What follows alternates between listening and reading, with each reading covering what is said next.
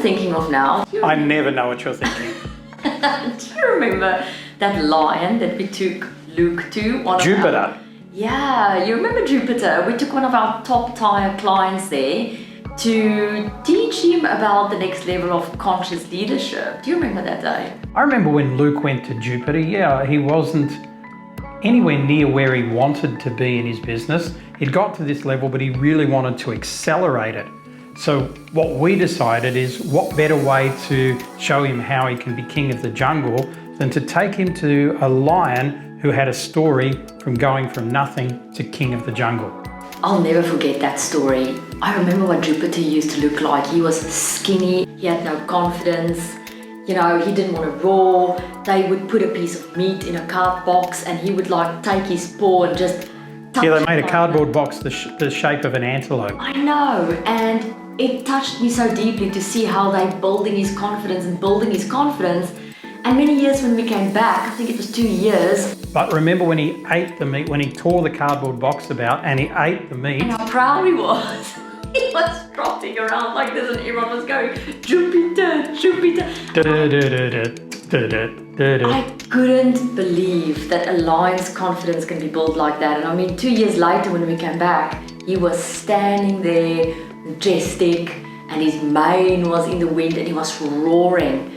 And I just thought to myself, how many people has the potential for leadership who can accelerate like that, but they do not take the support. They do not allow people to build their confidence. They don't form part of the program and they remain that skinny boned leader. Luke was like that. He was at the precipice of being something great, but he just needed that confidence boost. So it was phenomenal. Even now, years later, after you really coming up with the lion and taking him to see Jupiter, his number one change in his whole life, he said, was actually when he saw Jupiter and heard that story and what he'd become. And as you know, what happened to Luke is Luke went from basically being a sole trader in what he did to then having a team of 6 or 8 people underneath him. And that team grew and grew and grew, and he went outside his country and actually ended up operating in about 10 countries around the world and just had a magnificent business. Talk about impact. Absolutely. So thinking about Luke and his situation with Jupiter the lion, what is your process to take a leader who's the skinny-boned lion into that roaring, majestic leader with the mane that just catches everyone's attention so that, of course, they can have positive impact? The process to do that, honestly, it's just about basically re-engineering. But before you re-engineer, you have to de-engineer where somebody's at. You have to get them to understand what got them to the position that they are today. What were the things that led them to be where they are? You know, the strategies that work for us in our 20s don't work in our 30s. Yeah. The strategies that work in our 30s certainly don't work in our 40s or our 50s or our 60s, etc. So we've got to look at where we came from. We've got to choose the nuggets out of that, and they become the building blocks then to literally accelerate to the next level, which is the re-engineering process. And for Luke, that re-engineering was polishing the brand, polishing the presentations, refining the product, and then adding the secret sauce, which in his case was team.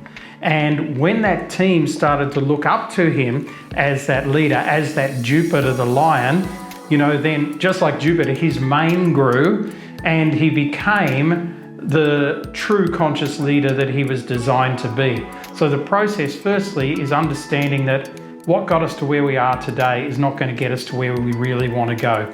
If we've built a business that's at this level and we want to 10x it, we can't use the same technology. But we have to take the nuggets of what we've got now and make them the building blocks for the future.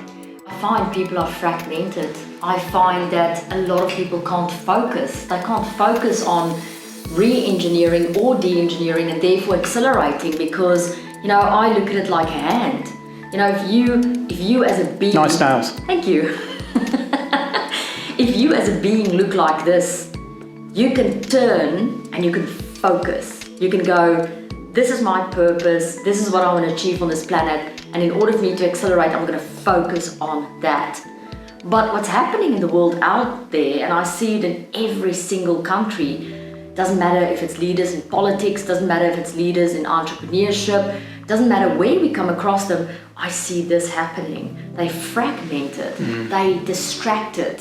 I know me and you had a very cool conversation about this one day in a hotel where we said, we called it diversion. People's attention gets diverted. It's almost like taking water that's incredibly diluted, like a drop of essence, and then putting all of these distractions in there, and then this force is not as strong and focused as this force. It's almost like an arrow. You know, when you live your life distracted and diverted like this, you don't accelerate like an arrow because you actually become 5 arrows and you're shooting in all sorts of directions. Whereas if you're this one arrow and you're super focused, and I know you have phenomenal techniques for leaders. I know later this year we have a phenomenal opportunity for leaders to accelerate in Greece. But you know, if you don't learn the techniques of being this focused one arrow, you're just always going to be 5 arrows diluted, and your attention is going to be actually spoiled in the process. I think to sum it up, you know, people surround themselves not with a wealth network, but with a poverty network. The 3 primary characters being doomsayers, doubters, and distractors. I love that. Right? So the doomsayer is always going, oh, the sky's going to fall. Don't you know there's going to be another pandemic? Oh, we're going to get locked down, whatever they're saying, right?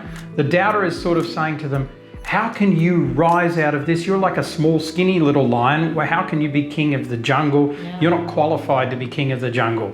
And the distractor, they're the worst of the lot because they're constantly trying to distract you away from your laser cut focus. I'll do that hand movement just like you. And you know, the worst of them, which drive me insane at the moment, is governments, politicians, and of course influencers that are really only trying to fill their own bucket full of what they're trying to do as well. They actually don't really care whether you're on target or not. To accelerate properly, you've got to constantly be looking at that laser focus, that thing that you know is going to get you in that space. Get rid of the distractions, get rid of the doubters, get rid of the doomsayers, and honestly, that's how you're going to surge forward. And on that note, here is to Jupiter the Lion's success and his big mane. And of course, Luke's success and everyone's success. Keep that focus and you will accelerate. So there's a great saying that Jim Rohn came up with firstly, and other people have used it, but I think it's really what we're talking about here. People overestimate what they can do in a year and underestimate what they can do in 10. How true is that? To all the conscious leaders.